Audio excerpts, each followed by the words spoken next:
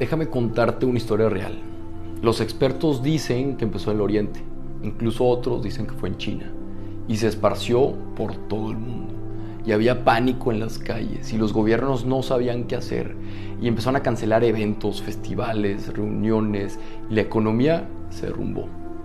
Y las personas se dieron cuenta de su propia fragilidad.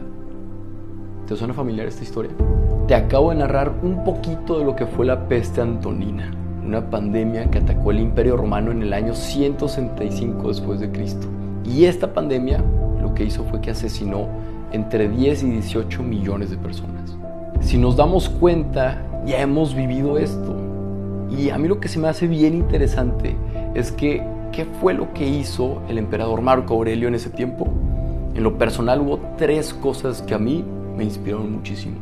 Lo primero que hizo es que reunió un equipo de gente súper capaz y los escuchó y los empoderó a tomar grandes decisiones.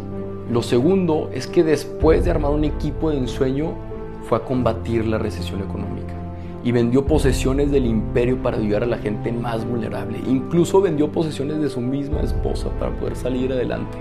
Paró las deudas del gobierno y también pagó los funerales de las víctimas. Se preocupó por su gente y por su economía.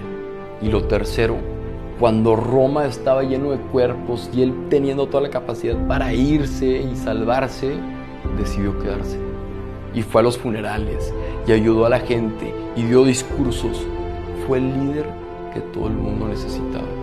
Porque cuando la sociedad se está cayendo a pedazos, es cuando los líderes salen a reconstruirlas con sus propias manos. Sí, quizá el coronavirus nos está llenando de incertidumbre, de miedo, de aislamiento, pero tenemos que hacer lo mismo que aprendieron los romanos.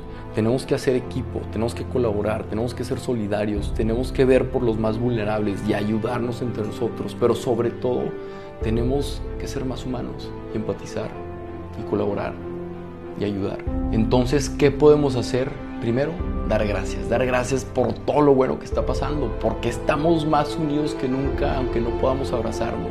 Dar gracias por todos los cánticos en los balcones y todas las iniciativas que están saliendo a partir de esta crisis. Y dar gracias porque nos estamos preocupando por nuestros mayores. Pero tenemos que formarnos, tenemos que investigar más a fondo, tenemos que ver las fuentes oficiales y tenemos que formarnos para poder ayudar a los demás. Y eso es lo más importante, el actuar.